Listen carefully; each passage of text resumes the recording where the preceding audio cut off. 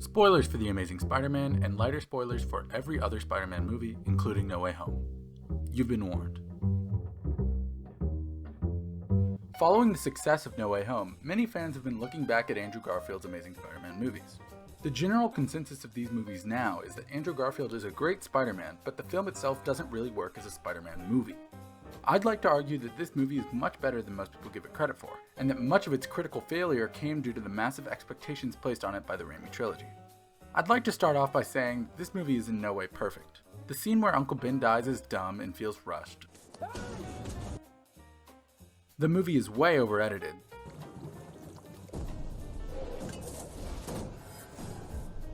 It can feel dull and desaturated at times, and the inclusion of scenes that are absolutely ridiculous in a movie rooted in realism causes the loss of much suspension of disbelief. All of this is to say that I have many problems with this movie. I don't hold it on a pedestal or feel nostalgic towards it, despite being a perfect member of the target demographic at the time. However, if you can look past these surface level flaws and really take in the film the way it was meant to be watched and understood, I believe this movie is really solid. But look, The Amazing Spider-Man had to follow up one of the most beloved superhero franchises of all time, just 5 years after it ended. Mark Webb had directed just one movie before The Amazing Spider-Man and was given 30 times the budget he was used to in order to make this film. So understandably, Webb needed to distance The Amazing Spider-Man from the Raimi trilogy. He knew he wasn't going to outdo Raimi in comedy, style, and performance. The Raimi trilogy had some of the greatest comic book casting of all time, with Dafoe's Norman Osborn, Simmons' J. Jonah Jameson, and Alfred Molina's Doc Ock. Because of this, Webb never even attempted to do these characters in his series of films, besides Norman in The Amazing Spider-Man 2, but we all know how that turned out. Speaking of The Amazing Spider-Man 2, this video is not a defense of that movie. I don't think it's nearly as bad as it was critically and commercially received, but for the purposes of this video, I'm only focusing on the first of the duology. Let's start by going over what The Amazing Spider-Man does right. Emma Stone's Gwen Stacy is the best live-action Spider-Man love interest in any movie. In these movies, Gwen is smart, witty, and has miles more chemistry with Garfield than MJ in the Raimi trilogy ever had with Tobey. Because she's a genius and works at Oscorp, it actually feels like there's a reason for her to be helping Peter and involved in the action, rather than her just being captured by the villain over and over and over. The action is actually really solid. Mark Webb did a great job having attacks feel like they had real weight behind them. And he was praised for making Peter's fighting style feel much more spider-like than any other Spider-Man. Spider-Man. Anyway, Andrew Garfield is a genuinely great actor. The script doesn't always let it shine through, but when it does, you can feel Andrew's emotions so much more than either of the other Spider-Men. When it shines, he really blows away his performance. The bridge rescue scene is great. For those of you who haven't seen the movie, Peter heads to a disturbance on a bridge where the lizard is knocking cars into the water below. Peter webs the cars as they're falling and eventually decides to let the lizard go in order to save a kid trapped in one of the vehicles. As Peter gets to the car, he takes off his mask to show the kid that he's just a guy, and gives the kid the mask so that he can be inspired to climb up and out of the burning car himself. It really shows off Spider-Man's ability to inspire as well as save lives. For the most part, these facets of the movie have been nearly universally praised for their quality. I don't think most people are trying to debate this. Now, let's look at the biggest issues that people have with this movie and break them down. I'll try and explain why these reasons aren't as big of a deal as they seem, and in some cases actually heighten the quality of the film. Number 1. Andrew Garfield is too cool and edgy to be Spider-Man. I think it's fair to say this if you personally just prefer a more traditionally nerdy Peter Parker. Though, if you're actually trying to say that it's against Peter Parker to have these qualities, I think that's just flat out wrong. For one example of this, let's look back at the first Spider-Man comic, Amazing Fantasy 15.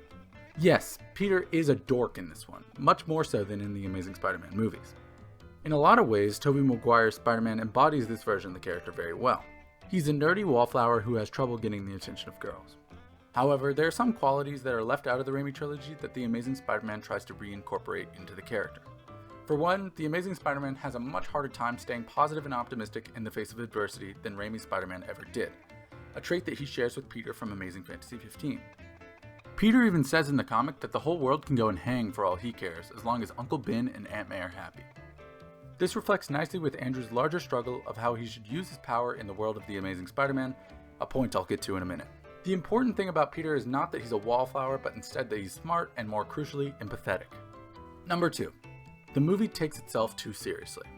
As I said before, Webb had to follow up one of the most beloved blockbusters of all time, and he knew he couldn't compete in a fair one-on-one.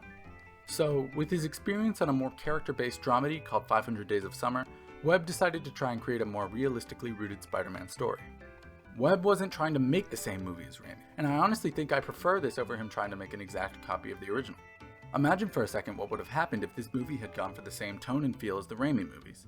Even if the film was great, critics already say that The Amazing Spider-Man was unnecessary, so why go see a carbon copy of the film you just saw when you could watch a different take on the character and world that could get you to think about a beloved character in a different light? The Amazing Spider-Man allows for audiences to think about what it would actually be like for Spider-Man to exist in our world. And this is why these moments of over-the-top goofiness pain me so much. My suspension of disbelief is completely stripped when I think, so did no one notice him throw the ball? No one's gonna ask about that? But nonetheless, as a whole, I believe I gain a lot from watching The Amazing Spider-Man even after seeing the Raimi movies, and the realistic, serious tone facilitates this. Number 3. The Lizard is a bad villain. Partially furthered by No Way Home's treatment of the character, many people believe that the Lizard is a very weak villain. Let me describe him for you. After a failed science experiment, Peter Parker's newly met mentor begins to have mental changes causing him to knock some cars around, attack the person who helped him with the project, and create a bigger version of his experiment that will affect all of New York City. By the end of the movie, he ends up saving Peter after his mental state returns to normal. If you haven't caught on by now, I didn't just describe the Lizard. I actually described one of the most beloved superhero villains of all time, Alfred Molina's Doc Ock. So why do so many people dislike Dr. Connors as a villain? I honestly believe that a big part of it is his character design. He does just kind of look goofy. The CGI is in no way bad, it actually stands out phenomenally for being released almost 10 years ago. The character just kind of looks silly. But besides that, his plan also feels so weird compared to traditional Spider-Man villains. It's so easy to say, so he just wants to turn everyone into lizards and laugh it off. But I actually see where he's coming from. He's trying to help these people. He wants to save them from sickness and disability, like how he himself was saved by it. This isn't actually where the villainous plan comes from. Rather, it's his belief that he has the right to force this upon people like he's a higher being. This is where Spider-Man ethically takes the high ground over Connors, and eventually succeeds with help from the Stacys in stopping him before he can infect all of Manhattan. Number 4. For die-hard Spider-Man fans, these first 3 would have been overlooked if it weren't for this last one. Peter isn't being Spider-Man for the right reasons in this movie. It isn't because with great power comes great responsibility. That phrase isn't even said once in the entire film. That if you could do good things for other people, you had a moral obligation to do those things. Not choice, responsibility. What did he say? Instead, Peter is going after crooks to try and find Uncle Ben's killer, all for revenge. The Amazing Spider-Man haters and critics say that when Andrew Garfield is abusing his power like this rather than protecting the innocent, that's not Spider-Man.